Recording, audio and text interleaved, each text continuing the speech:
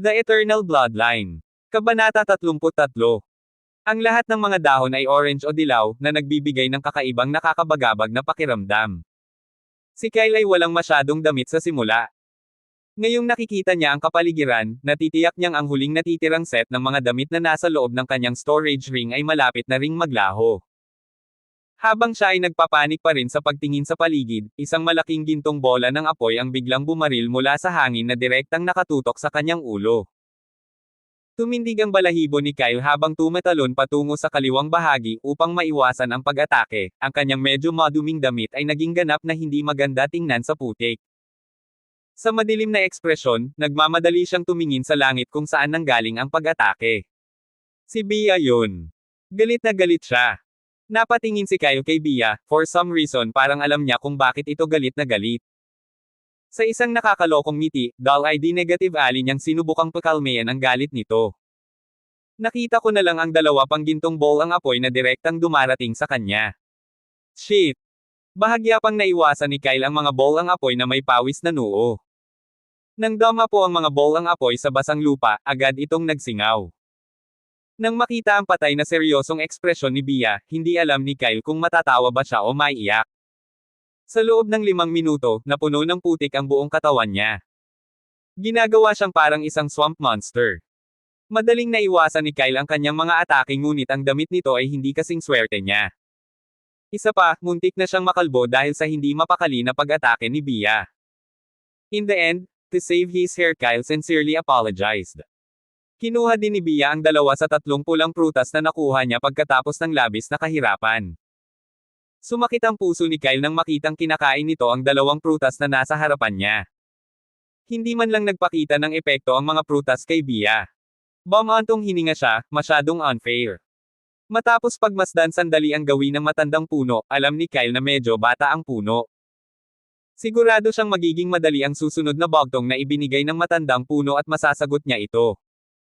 Kaya naman sinabi niyang sasali rin si Bea sa trial.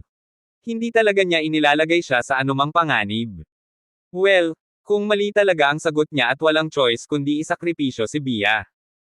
Pinaplano niyang gamitin ang lahat ng kanyang kakayahan para makatakas siya. Anyway, siguradong hindi dahil gusto ni Kyle ang lahat ng prutas kaya napagdesisyonan niyang ipuste sa buhay ni Bea. Gayun din, ang puno ay nakaugat sa isang lugar. Hindi naman ito biglang bubunot para lang sundan sila. Malamang hindi tama. Nagmamadaling umiling si Kyle, hindi man lang siya naglakas loob na isipin ang isang napakalaking puno na sumusunod sa kanyang likuran na bumubulusok ang mga ugat nito. Matapos makita ang kanyang sarili na napakarumi, hindi komportable si Kyle.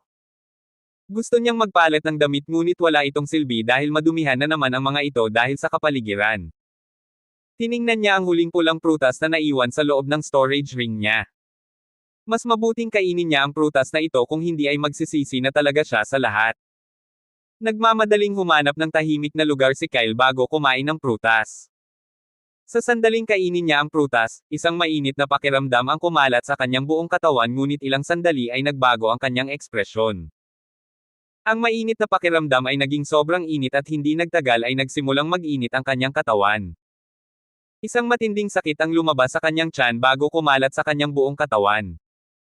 Ramdam ang matinding sakit, nagmura si Kyle. 2 prutas na pula ang kinain ni Bea ngunit wala siyang naramdaman, habang isa lang naman ang kinakain niya at hindi matiis ang sakit. Anong uri ng prutas ang naramdaman niya ng labis na sakit? Matapos ang isang buong oras sa sakit, sa wakas ay bumalik sa normal na temperatura ang katawan ni Kyle. Napatingin si Kyle sa mga kamay niya na tulala. Nakalusot ako sa negative D rank. Mabilis niyang tinitigan ang kanyang mga estatistika mula sa gilid ng kanyang mga mata. Stats. Pangalan, Kyle. Bloodline, Celestial, nakalock. Rango, D negative. Lakas, D. Mana, D. Lixie, plus E. Talento, double S rank, pinigilan. Swerte, A. Kasanayan. Kung hindi dahil sa prutas, aabutin pa siya ng 1 o 2 buwan bago siya muling nakalusot. Pakiramdam niya, lumakas din ng husto ang kanyang pangangatawan. Sa isang nasasabik na ekspresyon, handa siyang manghuli ng ilang halimaw upang tingnan ang kanyang bagong lakas. Si Bea na nakaupo sa tapat niya, nag-click sa dila. Kinain niya ang dalawa sa mga prutas ngunit hindi man lang malapit sa isang pambihirang tagumpay. Sa kabilang banda, direkta siyang nakalusot sa negative D rank. Pagkatapos maglinis ng mga kamay, dull ID negative aling nilabas ni Kyle ang mapa at tiningnan ang huling section. Ang ikatlong palapag ay ang huling palapag na iginuhit sa mapa, na nangangahulugan na ang kanyang kalamangan sa iba ay mawawala rin pagkatapos niyang umakyat sa susunod na palapag. Gayun din, mayroon lamang 10 o higit pang mga gintong marka sa sahig na ito. Hindi siya sigurado kung bakit napakababa ng mga gintong marka sa sahig na ito. Siguro, hindi lahat ay naitala sa loob ng lumang balumbon. Umakyat si Kyle sa malapit na puno, nilaybot niya ang paningin sa paligid. Katulad ng mapa, 4 lang ang bundok sa palapag na ito. Gayun din, ang lahat ng mga bundok ay napakalayo sa kanya. Sa tingin ko ang mga sahig ay lumiliit. Matapos makakuha ng pangkalahatang ideya ng kanyang lokasyon, nagpasya siyang pumunta sa pinakamalaking bundok dahil may 2 gintong marka sa bundok na iyon. Gayunpaman, hindi naglakad si Kyle. Tumalon siya mula sa isang puno patungo sa isa pa upang maiwasang maging mas madumi. Habang siya ay gumagalaw, may nakita siyang grupo ng mga halimaw.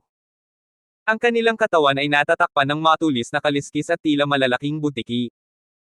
Ang isa sa mga halimaw na tila pinuno ng grupo ay si D-negative rango habang ang lahat ng natitirang halimaw ay +8 rango o mas mababa. Nang makita ni Kyle ang mga halimaw ay hindi makaakyat ng mga puno. Direkta siyang umatake dahil gusto niyang suriin ang kanyang bagong lakas. Kahit mahina ang mga halimaw, masyado silang marami kaya naman inabot ng mahigit 2 oras si Kyle para talunin silang lahat. Matapos talunin ang mga halimaw, naglibot-libot si Kyle sa lugar na iyon sa loob ng isang araw ngunit hindi na siya nakatagpo pa ng mga halimaw. Wala man lang siyang nakitang tao o tao mula sa ibang lahi. Makalipas ang 1 linggo. Malungkot na ekspresyon ang suot ni Kyle dahil kahit anong pilit niyang protektahan ang kanyang mga damit, magiging madumi ang mga ito sa tuwing nakikipaglaban siya sa mga halimaw. Nakaramdam siya ng pananakit ng ulo dahil kung magpapatuloy ang mga bagay na ito sa lalong madaling panahon ay wala na siyang maisusuot. Makalipas ang ilang araw, sa wakas ay nakita ni Kyle ang ilang tao na abala sa pakikipaglaban sa ilang halimaw na parang ahas. Habang papunta sa pinakamalaking bundok ay may nakita din siyang 2 duwende pero dahil hindi alam ni Kyle kung sino sila kaya umalis na siya nang hindi man lang sila nilingon. Matapos lumipat ng isa pang araw, sa wakas ay nakarating siya sa harap ng pinakamalaking bundok. Sa maluwag na ekspresyon, agad na tumalon si Kyle mula sa puno at nagsimulang umakyat sa bundok. Nagmamadali rin siyang nagpalit ng basang damit ng malinis. Sa wakas ay nakakaramdam ng komportable. Sa nakalipas na 2 linggo, para siyang maltong tumalon mula sa isang puno patungo sa isa pa. Habang papunta siya sa pinakamalaking bundok, aksidenteng nakita siya ng isang tao na nakaupo sa sanga ng puno. Ang tao ay natakot at tumakbo palayo habang sumisigaw ng isang salita. Ghost! Nang makitang tumatakbo palayo si Bia ay tumawa ng malakas si Bia na napaluha. Iniisip ang tungkol sa taong iyon na tumawag sa kanya ng isang multo, Kyle clicked his tongue with irritation. Yung damit ko medyo madumi, how dare he called me a ghost? Sa seryosong ekspresyon, tinignan niya ang sarili niya. Malinis at maayos ang kanyang damit. At least habang nasa bundok siya hindi sila madumihan. Matapos tumango ng may kasiyahan, nagsimulang maglakad si Kyle pataas patungo sa tuktok ng bundok. Nakita na niya ang lumang balumbon at alam na pareho ng gintong mga marka ng cross ay halos nasa tuktok ng bundok. Halos 10 minuto lang naglakad si Kyle nang makarinig siya ng malalakas na sigaw. Tumangala siya at nakita ang 2 figure na tumatakbo palapit sa kanya. Papalapit na sila kay Kyle sa sobrang bilis. Kapwa ang mga figure ay nakasuot ng maruruming damit na puno ng putik. Maging ang kanilang mga mukha ay hindi nakikita dahil sa napakaraming putik na dumidikit sa kanilang mga katawan. Nang makita ang maruruming figure, gusto ni Kyle na lumayo na nagbibigay sa kanila ng maraming espasyong madadaanan ngunit bago pa niya magawa ang kanyang mga mata ay nagsiwang nang makita niya ang 3 malalaking 16 na meter large segmented worm na sumusunod sa likod ng mga figure na iyon. Ang lahat ng mga uod ay negative C rango. Fuck! Tumalikod si Kyle at nagsimulang tumakbo papunta sa pinanggalingan niya. Nagpalit lang siya ng damit ilang minuto ang nakalipas. No way in hell na hahayaan niyang madumihan ulit sila. Habang tumatakbo siya palayo sa maruruming figure at sa malalaking uod, bigla niyang narinig ang pamilyar na excited na boses na tumatawag sa kanyang pangalan mula sa likuran. Kyle. Bumagal si Kyle at lumingon sa likod para kumpirmahin ang kanyang pagdududa. 9.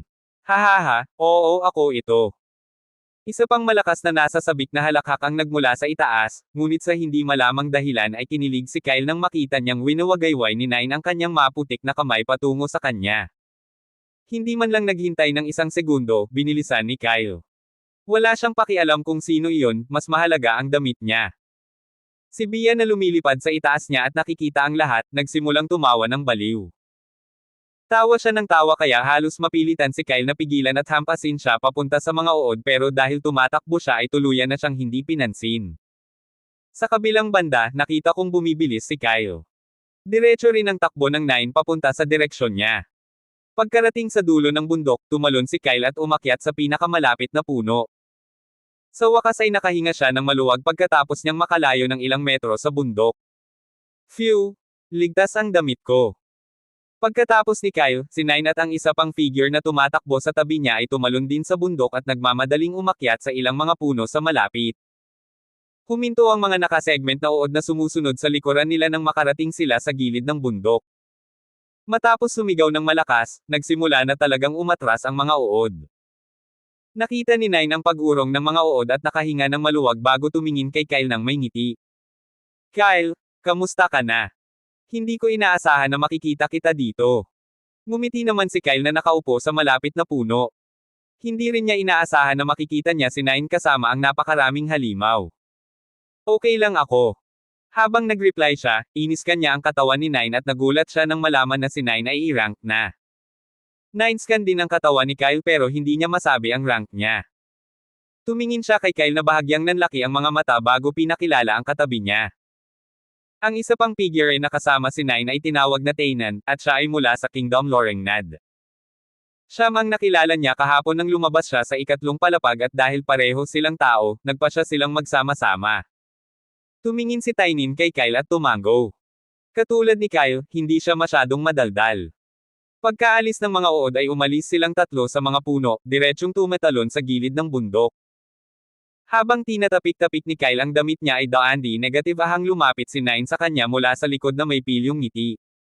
Bago pa makapag-react si Kyle ay hinampis ni Nine ang maruming kamay sa likod niya. Hahaha, nagkita-kita rin tayo after so long, bakit ang layo-layo mo?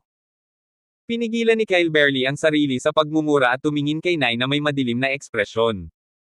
Sa huli, hindi niya nailigtas ang kanyang mga damit. Nang makita ang madilim na ekspresyon ni Kyle, lumawak ang ngiti ni Nine.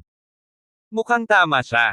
Nagmamadaling ipinulupot ni Nine ang maruming braso sa leeg ni Kyle sabay ngiti. Hindi ko inaasahan na masyado kang nagmamalasakit sa mga damit. Napatingin si Kyle kay Nine's smug expression at halos umubo ng dugo. Alam mo pero inilagay mo pa rin ang maruming braso mo sa leeg ko. Habang tumatawa si Nine. Sinampal siya ni Kyle, diretsyong itinapon sa gilid ng bundok. Sa gilid, tumingin si Tainin sa dalawa at nagsimulang tumawa. Matapos maglakad palabas si Nine mula sa putikan. Tumingin siya kay Kyle nang may sama ng loob. Ngayon ay tuluyan na siyang nabalot ng basang lupa. Gusto niyang makaganti pero seryosong nagsalita si Kyle. Bakit ang mga uod ay sumusunod sa inyong dalawa? Parehong nagkatinginan sina Nine at Tainin bago sinabi kay Kyle ang lahat. Pagkatapos nilang magsama-sama, nilaibot nila ang kagubatan ngunit wala silang nakita kaya napagpasyahan nilang umakyat sa bundok na pinakamalapit sa kanila. Nang malapit na sila sa gitnang kalahati ng bundok, nakita nila ang isang kuweba na puno ng mga batong mana. Matapos makita ang mana stones ay nasasabik sila at kukunin na sana ang ilan sa mga mana stone ngunit biglang may lumabas na mga halimaw na uri ng uod mula sa ilalim ng lupa at nagsimulang humabol sa kanila. Matyaga ang mga uod kaya kahit umalis na sila sa kuweba ay hindi tumigil ang mga uod sa paghabol sa kanila. Matapos marinig ang paliwanag ni Nine, tumango si Kyle na may pag-unawa. Mukhang nakahanap talaga sila ng treasure trove. Isa pa, nang mabalitaan ni Kyle ang lokasyon ng kuweba, natitiyak niyang kapareho ito ng isa sa dalawang mga gintong markang cross na naroroon sa bundok na ito. Nagsimulang mag-isip si Kyle, mahalaga ang mga mana stone dahil ginagamit ang mga ito para sa pag-activate ng mga teleportation array at marami pang ibang bagay. Ang mana stones ay isang uri ng asul na kulay na mga bato na nagtataglay ng masaganang mana sa loob ng mga ito at natural lamang na ginawa. Iyon ang dahilan kung bakit ginamit ng lahat ng kaharian ang mga ito bilang pangalawang pera pagkatapos ng mga gintong barya. Gayun din, ang pagbebenta ng isang mana stone ay sapat na para sa isang mahirap na pamilya na may 5 hanggang 6 taong gulang upang mamuhay ng comfortable sa loob ng isang buwan dahil isang mana stone katumbas 100 gintong barya. Isang gintong barya katumbas 100 pilak na barya. Isang pilak na barya katumbas 100 tansong barya. Sayang naman kung iiwan ni Kyle ang mga mamahaling bato na iyon para sa iba. Sa ngayon, pera lang ang kulang sa kanya pero kung nagsasabi ng totoo si Nine ay mareresolba ang problemang ito pansamantala. Pagkatapos mag-isip ng ilang sandali, tinanong ni Kyle sina Nine at Tainin kung gusto nilang pumunta muli sa kuwebang bato ng mana. Hindi inaasahan ni Kyle na papayag sila dahil ngayon lang niya nakita kung paano sila hinabol ng napakaraming negative C-rank worm. Hiningi lang niya ang kapakanan ng pagiging magalang dahil sila ang nakahanap ng mana cave sa harap niya. Ngunit laking gulat niya kahit na makaranas ng ganoong kalunos-lunos na pangyayari ay agad namang pumayag sina Nine at Tainin. Mukhang ayaw din nilang bitawan ang mana stones. Makalipas ang halos 30 minuto. 3 individual na nakasuot ng maruruming damit na puno ng putik at isang maliit na pulang ibon ay nagtatago sa likod ng ilang malalaking bato na naruroon sa pasukan ng isang kuweba. Hindi sila nang ahas na umabant dahil sa harap ng mga malalaking bato ay isang napakalaking bukas na lugar kung saan mahigit 5 negative C-rank worm ang kumakain ng ilang mana stones. Gayun din, sa dulo ng open area, maraming mana stone ang nakatambak sa maliliit na bundok. Habang sumilip si Kyle mula sa likod ng malaking bato at tumingin sa mga batong mana na nasa likod ng mga uod, isang kislap ang sumilay sa kanyang mga mata. Napakaraming mana stones. Siya ay yumaman kahit na nakuha niya ang kalahati ng mga ito. Hindi man lang mabilang ni Kyle kung ilan sila.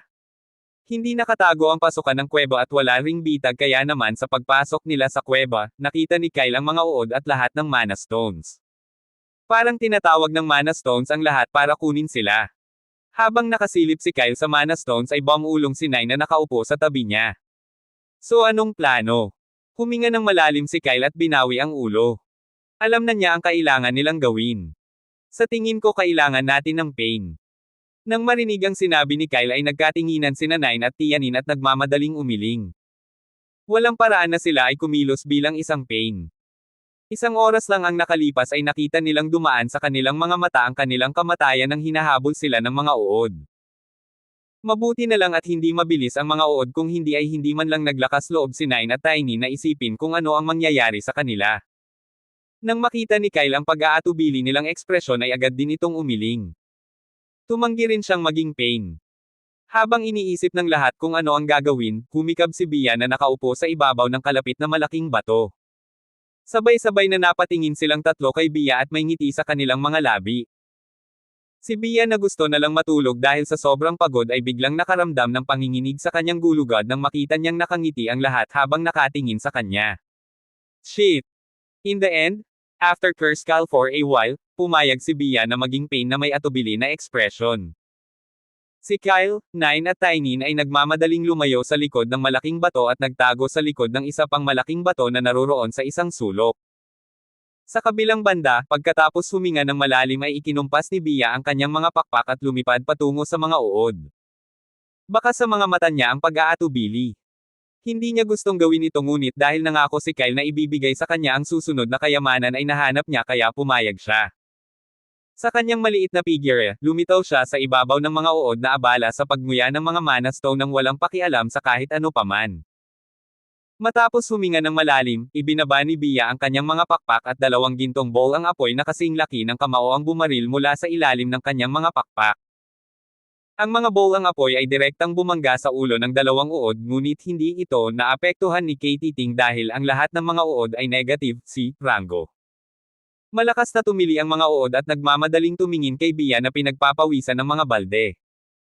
Sa kanilang mahahabang malalaking katawan, sinubukan siyang kagatin ng mga uod ngunit nagsimulang lumipad si Bia na halos hindi nakaiwas sa kanilang mga atake. Dahil sa kaguluhan, nakita rin ng ibang uod na nakatambay si Bia at sinimulang salakayin.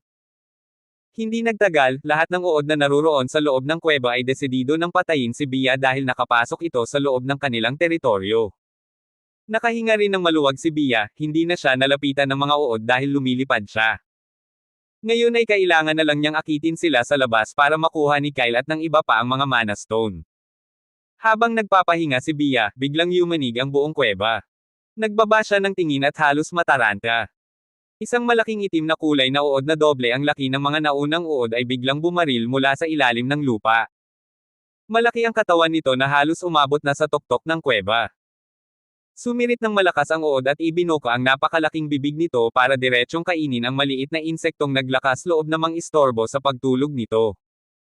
Namilog ang mga mata ni Bia nang makita ang mahahabang ngipin na matutulis. Ito ay Classy Rango. Sa kabilang banda, nanlaki din ang mga mata ni Kyle nang makita ang isa pang boss monster. Hindi niya inaasahan ang magiging resulta nito. Nang makita ang tulala na ekspresyon ni Bia, Doll ID negative aling napasigaw si Kyle sa loob ng kanyang isipan. Bia lumipad pabalik agad. Handa nang atakihin ni Kyle ang uod nang makita niya ang matatalas nitong ngipin na halos punitin si Bia. Ngunit sa ilalim ng nag-aalalang titig ni Kyle, biglang lumabas ang malalaking ginintoang apoy mula sa katawan ni Bia at binawi ng Classy Rankworm ang bibig nito pabalik ng may tili. Hindi naman ito nasaktan, nagulat lang ito nang makita ang biglaang pagsiklab ng apoy. Sinamantala ang pagkagambala ng uod, nagmamadaling umatras si Bia patungo sa labasan ng kuweba. Namumula ang kanyang mukha habang tila may minumura sa loob ng kanyang ulo. Kyle, you fucker this time? Next time, papatayin na talaga kita. Kabanata 34. Kabanata 76 na pagkuha ng tonelada ng Mana Stones. Matapos lumipad si Bia patungo sa labasan ng kuweba. Ang malaking uod ay tumili ng malakas at ang buong kuweba ay nagsimulang manginig bago ito agad na sumunod sa kanyang likuran. Nagsimula na ring sumunod ang lahat ng iba pang negative C rank sa likod ng Classy Rankworm na pinuno ng kanilang grupo. Pagkarating sa dulo ng kuweba, diretsyong lumipad palabas si Bia na hinahabol siya ng lahat ng uod. Sa kabilang banda, pumwesto si Kyle sa kanyang pwesto habang nanlalaki ang mga mata. Binawa sa kanyang isipan ang sandaang sumpang ibinabato sa kanya ni Bia. Sa wakas ay nakahinga siya ng maluwag, nakita ang lahat ng nangyayari ayon sa plano. Ang hitsura ng Classy Rankworm ay isang malaking takot ngunit tila nahawakan ni Bia ang lahat. Nagulat din si Nanay at Tiny nang makita nila si Bia na gumagamit ng gintong apoy.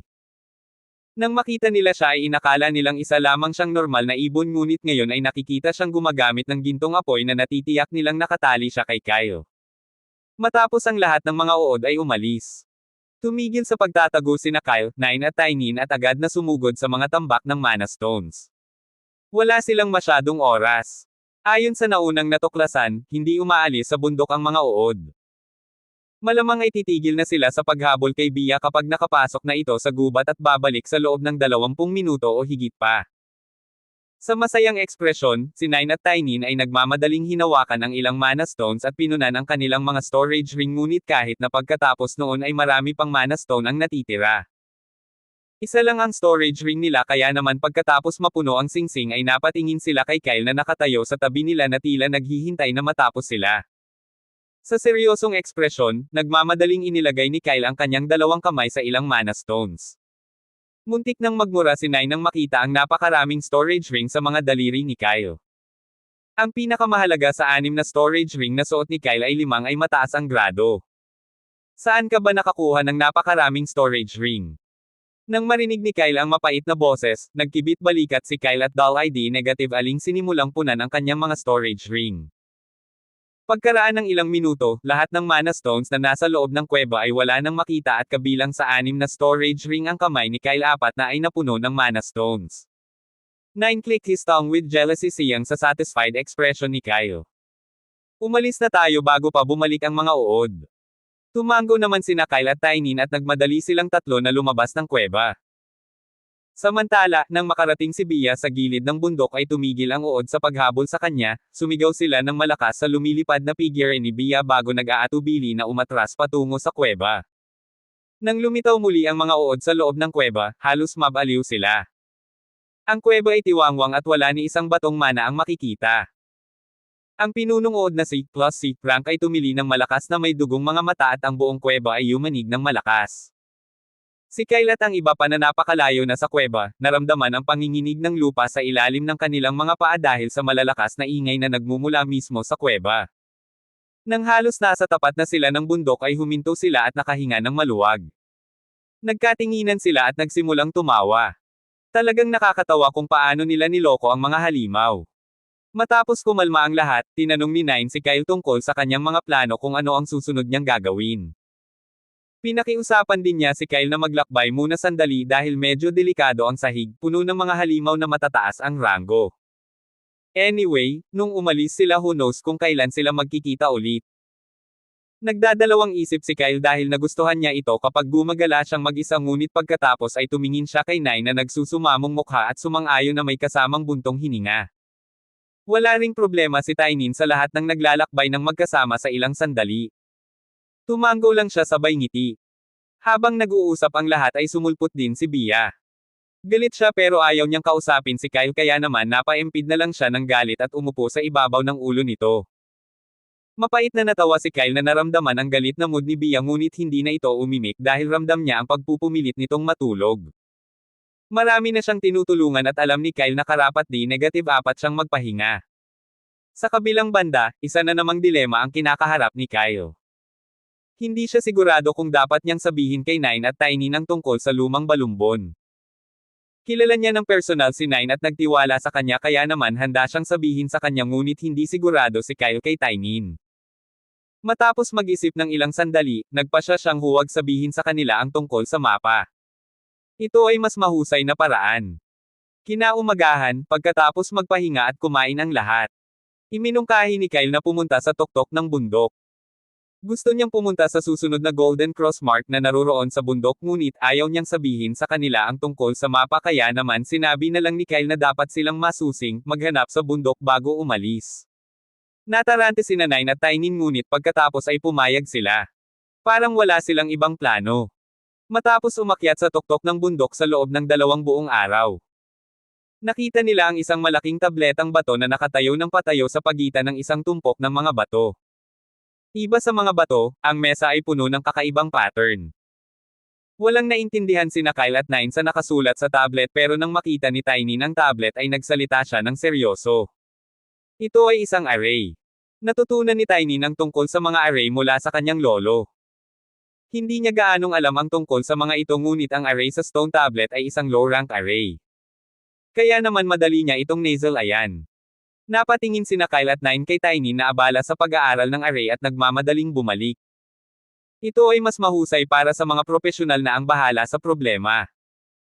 Habang naghihintay sina Kyle at Nine sa gilid, biglang napalitan ng pagkakaintindi ang natatarantang ekspresyon ni Tiny at nagmamadaling iwinagayway ang kamay sa stone tablet. Nagliwanag ang stone tablet at lahat ng pattern na naruroon dito ay natipon bago nawala ang sahig sa ilalim ng mga paa ni Tiny. Hindi man lang siya nakasigaw nang bumagsak ang katawan niya sa loob ng butas. Nagmamadaling lumapit sina Kyle at Nine sa kinatatayuan ni Tiny at nakita ang isang malaking madilim na lagusan na patungo sa ilalim ng lupa. Nagkatinginan sila na tila hinihintay ang isa na mauna. Kyle, sa tingin ko dapat. Bago pa makumplito ni Nine ang kanyang pangungusap ay napaatras si Kyle at sinipa siya sa loob ng madilim na lagusan. Sa titig ni Kyle, nawala si Nine sa loob ng madilim na lagusan. Makalipas ang ilang segundo, narinig ni Kyle ang ilang sigaw na nagmumula sa madilim na lagusan. Kyle, bakla ka. Nang marinig ang boses ay tumango si Kyle. Ito ay ligtas. Hindi na naghintay pa, huminga ng malalim si Kyle at tumalon din. Pagkatapos tumalon pababa ni Kyle ay dumiretso siya sa pagkakatayo. Itim ang lupa sa ilalim ng kanyang mga paa at madilim ang paligid dahil sa ilang nagkalat na mga bato na naglalabas ng puting kulay. Ang tunnel na humahantong sa ilalim ng lupa ay mukhang walang katapusan mula sa labas ngunit tila hindi ito ganoon kalalim. Lumipad din si Bia papasok sa likod ni Kyle, pagkaraang lumingalinga sa lugar ay dull ID negative ali niyang pinatong ang sarili sa ibabaw ng ulo ni Kyle. Napatingin naman si Kyle sa paligid at nakita niya si Nine na hinihimas ang likod habang nakatingin sa kanya ng may hinanakit. Nasaan si Tiny? Nang marinig ang tanong ni Kyle, naging seryoso si Nine at itinuro ang kanyang daliri sa kaliwang bahagi. Ilang metro lang ang layo sa kanila, nakahandusay na sa lupa si Tiny. Nang makita ang matatag na paghinga ni Tiny, nakahinga ng maluwag si Kyle. Tila nahimatay siya dahil sa biglaang pagbaba. Lumapit si Nine kay Tiny at nagmamadaling niyugyog ang katawan, sinusubukang gisingin. Tiny, Ag! Sa mahinang tunog, iminulat ni Tainin ang kanyang mga mata at tumingin sa paligid bago nagmamadaling tumayo ng tuwid at nag-alikabok ng kanyang damit. Matapos magtipon ang lahat, tumingin sila sa daan sa unahan nila. Mayroong isang malaking tiwangwang na lagusan na patungo sa unahan at wala nang iba pa. Ang lahat ay daandi negative ahang nagsimulang maglakad ng may pag-iingat. Ang tunnel ground ay itim at ito ay gawa sa isang bangkos ng hindi pantay na mga bato. Nang makita ang sarili sa harapan, napakunot ang noo ni Kyle at ibinalik ang tingin sa dalawang lalaking sumusunod sa likuran niya. Bakit ako ang nangunguna? It was obvious. If there was any danger, Kyle have to face it first, but to his question 9 replied proudly with a serious expression. Ito ay dahil ikaw ang pinakamalakas. Tumango din si Tainin at seryosong tumango. Naningkit ang mata ni Kyle na tumingin sa kanilang dalawa bago nag-click sa dila. Sa gulat ni Kyle matapos marinig ang kanilang usapan, daandi negative ahang ibinaba ni Bia ang kanyang mga pakpak at napaatras, naupo sa ibabaw ng balikat ni Nine. Nagmura si Kyle, it was because they were treating him like a meat shield. Kailan ba siya huling ginamit ng ganito? Gayunpaman, lumakad siya pasulong na pinangungunahan ang lahat sa loob ng tunnel. Ang buong lagusan ay pareho, walang nagbago sa kanilang paglalakbay at hindi rin sila nakaharap sa anumang panganib. Makalipas ang 5 o higit pang minuto, may nakita silang liwanag sa dulo ng lagusan. Si Kyle ang unang umalis sa lagusan at lumitaw sa loob ng isang open clearing. Sa likuran niya, umalis din sila Nine at Tainin sa lagusan at tumingin sa paligid ng bukas na lugar. Hindi tulad ng medyo madilim na lagusan, ang lugar sa harap nila ay maliwanag na naiilawan ng daandi negative ang matingkad na kulay gintong mga bato na nakakalat sa lahat ng dako. Sa kanilang kaliwang bahagi, sa ilalim ng maliwanag na gininto ang glow, bumubulwak ang tubig mula sa tuktok ng kisame ngunit hindi ito huminto sa loob ng lugar sa halip ay bumaba ang tubig sa ilang mga bitek at butas na nasa lupa. Mayroong 5 hanggang 6 na kulay ginto na mga bulaklak na namumukadkad sa paligid ng tubig, na nagbibigay ng isang ethereal ngunit kalmado na pakiramdam. Sa harap nila ay may 6 pang lagusan ngunit hindi tulad ng lagusan na kanilang nilakbay, ang mga lagusan na ito ay nakaukit na may iba't ibang numero. Ang unang tunnel ay may numero 1 na nakaukit sa ibabaw nito habang ang huling tunnel ay may numero 6 na nakaukit sa ibabaw nito. Nang hindi na hinintay ang iba, nagmamadaling naglakad si Kyle patungo sa mga gintong bulaklak at diretsyong binunot ang lahat ng mga ito, na ikinatulala ng lahat. Tiningnan niya sina Nine at Tainin at binigyan sila ng tigdi negative alawa bago itinapon ang iba sa loob ng isa sa kanyang mga storage ring. Napabuntong hininga si Nine na nakatingin sa walang buhay na mga bulaklak na nasa kamay niya. Hindi niya alam kung para saan ang mga ito ngunit nang makita niya ang malabong gininto ang kinang sa paligid ng mga bulaklak, sigurado siyang mahalaga ang mga iyon. Matapos mailagay ang mga bulaklak ng malumanay sa loob ng kanyang storage ring na halos walang espasyo, tumingin si Nine kina Kyle at Tainin. So anong tunnel ang dapat nating pasukin? Nang marinig ang tanong ni Nine, nag-isip si Kyle bago itinuro ang kanyang daliri patungo sa number 1 tunnel. Pinili ni Tainin ang tunnel na may number 2 dahil number 2 ang paborito niya. Samantala, nagmamadaling umiling si Nine. No, I think we should choose the middle one.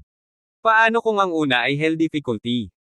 Tapos biglang nagpakita ng kaseryosohan ang mga mata ni Tainin. Ngayon na iba-iba ang pagpipilian ng bawat isa, paano kung lahat tayo ay pumasok sa isa na pinili natin? Kinusat ng 2 beses ni Kyle ang mga mata bago diretsyong tinungo ang unang number tunnel. Hindi siya sigurado sa ibang bagay pero isa lang ang sigurado, confident si Kyle sa pinili niya. Well, kahit nasabihin niya sa kanila ay hindi sila maniniwala sa kanya. Si Bia na nakaupo sa ibabaw ng balikat ni Nine, nagmamadaling lumipad papunta kay Kyle. Kahit nakasuklam-suklam siyang nilalang, sigurado siyang ang pagsunod kay Kyle ang pinakaligtas. Sabay lakad ni Tainin at pumasok sa pangalawang lagusan. Nine looked at the fading backs and become dumbfounded. Daandi negatibahan siyang bumulong sa ilalim ng kanyang hininga. Bakit sila nagtitiwala at nag-iisa, paano kung mapanganib? Bumantong hininga siya at atubiling pumasok sa gitnang lagusan, ngayon ay wala ng Mitchiel sa harapan niya. Kailangan niyang harapin ang lahat ng panganib sa kanyang sarili. Pagpasok ni Kyle sa lagusan ay sumalubong sa kanyang paningin ang nakakasilaw na gintong liwanag at naging malabo ang imahe sa kanyang harapan. Makalipas ang ilang segundo, nagbago ang paningin sa harap ng kanyang mga mata at natagpuan niya ang sarili sa loob ng isang puting bakanteng silid. Walang kahit ano sa loob ng kwarto, puro puti na may parang usok na ulap na pumapalibot sa kanya. Tumingin siya sa paligid at nakita niya ang isang puting libro na umaaligid sa hangin sa dulo ng silid. Humakbang si Kyle patungo sa libro ngunit biglang nanginig ang puting usok sa paligid at naging daan-di negative ang halimaw. Ang ilang mga halimaw ay lumilipad, ang ilan ay nakatayo sa mga paa habang ang ilan ay gumagapang. Puting-puti ang halimaw, walang tunay na anyo ng katawan ngunit lahat sila ay nakatutok ang mga mata nilang hangkag kay Kyle na pilit lumapit sa libro. Walang anumang mana o pressure sa paligid ng kanilang mga katawan, kaya nahihirapang matukoy ang kanilang rango. Naningkit ang kaliwang mata ni Kyle nang makita niya ang lahat ng uri ng puting fog na halimaw na nakatitig sa kanya na may nakakatakot na hollow eyes dahil lang sa paghakbang niya patungo sa libro. Ano ang mangyayari kung gumawa ako ng isa pang hakbang pasulong? Si Bia na nakaupo sa ibabaw ng ulo niya ay hindi alam kung matatawa ba siya o maiiyak. Nagsalita siya ng may bahid ng boses. Siyempre, sisipakan nila tayo. Pinili ni Bia na sundan si Kyle dahil siya ang pinakaligtas na pagpipilian. At pagkatapos niyang makita ang puting libro ay natitiyak niyang pinasok niya ang tunnel na may pinakamaraming benepisyo ngunit kapalaran ba o kamalasan. Sa mga ganitong sitwasyon, talagang hiniling ni Bia na sana ay hindi magkaroon ng ganito karaming swerte si Kyle or else one day ay mamamatay ito dahil sa sobrang swerte nito. Matapos ang mga puting ulap ay nagtipon ang mga halimaw sa paligid ni Kyle. Alam niyang magiging mahirap ang laban dahil walang landas na patungo sa labas. Ang tanging nakikita niya sa likuran niya ay puting liwanag. Sa kabilang banda, naluluha ang mga mata, nagkaroon ng gana si Bia na sampelan ang kanyang nakaraan. Why the fuck did I choose to follow Kyle? Gayunpaman, sa huli, nilunok niya pabalik ang mga luhang nagbabantang lumabas sa kanyang mga mata at nagsimulang lumipad. Hinubad din ni Kyle ang kanyang espada. Alam niyang sa sandaling siya ay humakbang pasulong, lahat ng halimaw sa kanyang paligid ay agad na susunggaban sa kanya. Pagkatapos maghanda, humakbang siya pasulong na may seryosong ekspresyon, at tulad ng naisip niyang lahat ng halimaw ay direktang sumugod sa kanya. Hinampis niya ang kanyang espada sa isa sa mga kalapit na puting halimaw na katulad ng isang oso. Slash! Sa kanyang pagtataka, nawala ang malabesong halimaw na fog matapos laslasin ng kanyang espada ang katawan nito sa dalawa. Pinaikit ni Kyle ang kanyang mga mata habang nakatingin sa ilang puting butil na naglalaho sa hangin. Wala siyang naramdamang pagtutol mula sa halimaw, parang dumaan ang espada niya sa mantikilya. Napakadaling pumatay. Medyo lumuwag ang ekspresyon ni Kyle. Mayroong daan-di negative ang mga halimaw ngunit kung susubukan niya, maaari niyang patayin silang lahat dahil ang kanilang mga katawan ay hindi kasing tigas ng isang aktwal na halimaw at wala silang anumang kakayahan. Pinagsusuntok lang siya ng mga ito gamit ang malalaking katawan. Sa isa pang pagindayog ng kanyang espada, nilaslas ni Kyle ang dalawa pang puting halimaw. Samantala, seryosong nakatingin si Bia sa mga lumilipad na halimaw sa paligid niya. Wala siyang pakialam at nagsimula na lang siyang magbato ng mga ball ang apoy sa kanila. Sa ilalim ng kanyang tingin, isang ball ang apoy ang pumatay sa dalawang puting fog monsters. Hindi gumamit ng kahit anong skill si Kyle at tuloy-tuloy lang na nilaslas ang kanyang espada sa kaliwa at kanan para patayin ang mga halimaw sa paligid niya. Nang makita ang mahihinang halimaw na isa-isang namamatay sa ilalim ng kanyang espada, siya ay nataranta. Ang pagpatay sa kanila ay hindi mahirap. Masyado lang silang marami. Biglang may pumasok sa isip ni Kyle, kanina pa niya iniisip na i-practice ang second move ng sword art niya pero dahil sa second move ay nangangailangan ng maraming practice targets kaya naman iniwan ito ni Kyle for the future. Ngunit ngayong makita ang napakaraming target sa kanyang harapan ay biglang nagbago ang ritmo ng kanyang espada. Ang malaking mana ay lumabas mula sa kanyang katawan na direktang pumasok sa espada. Isang maputing kulay abong kulay ang bumalot sa kanyang espada bago nagmamadaling umatras si Kyle. Habang mas mahigpit niyang hinawakan ang kanyang espada sa pagitan ng kanyang mga daliri ay nabuo ang maliit na kulay itim na vortex sa dulo ng kanyang espada. Hindi inaasahan ni Kyle ang anumang engrandi dahil ito ang unang pagkakataon na ginamit niya ang pangalawang hakbang ng Void Shattering Strikes. Ang vortex sa dulo ng espada ay halos hindi nakikita ngunit nang makita ito ni Kyle, nagliwanag ang kanyang mga mata at inihampas niya ang kanyang espada patayo sa halimaw na nakalagay sa kanya. Ang lahat ng ito ay nangyari sa loob ng ilang segundo. Sa isang tunog ng pag-crack, isang malaking halaga ng mana ang bumuhos mula sa kanyang espada. Boom! Habang ang kanyang espada ay tumama sa lupa at ang puting fog na halimaw sa kanyang harapan. Natigilan si Kyle nang makita ang mga epekto ng kanyang pag-atake. Isang malaking ilang metrong agwat ang nabuo sa pagitan ng alon ng mga halimaw na papalapit sa kanya, na nag-aalis ng halos 100 halimaw ng sabay-sabay. Na may seryosong ekspresyon, napabuntong hininga si Kyle. Iyan ang epekto ng ikalawang welga, tanggalin. Kung ikukumpara sa unang welga na alisin, na ginamit lamang upang pumatay ng isang kaaway, ang pangalawang welga ay isang malawakang pag-atake. Ito ay ginamit para sa pagpatay ng maraming mga kaaway sa parehong oras. Gayunpaman, naubos nito ang aking mana. Napabuntong hininga si Kyle habang nilaslas niya ang ilan pang puting halimaw. Ang nag-iisang strike ay nagdulot sa kanya ng halos 50% ng kanyang kabuuang mana na nangangahulugang 2 beses lang niya ito magagamit ngayon. Nagulat din si Bia na lumalaban sa itaas ng ulo niya nang makita ang epekto ng pagtama ng espada ni Kyle. Makalipas ang mahigit 4 na oras, pareho nilang nagawang patayin ang lahat ng puting fog monsters. Nakahiga si Kyle sa puting lupa habang nakahinga ng maluwag. Si Bia ay nakaupo din sa tabi niya, ginamit niya ang lahat ng kanyang mana sa labanan. Kahit wala ng kapangyarihan si Kyle sa katawan, pinatayo niya ang sarili pagkatapos ng 10 minutong paghiga. Nakangiting tumingin siya sa puting librong nakapatong sa dulo ng kwarto. Mabagal na hakbang ang paglapit niya sa libro, sa ngayon ay wala ni isang puting fog monster sa paligid niya. Pagkarating sa harap ng libro, ikinalukot ni Kyle ang mga daliri sa ibabaw ng mga silver words na nakasulat sa book cover.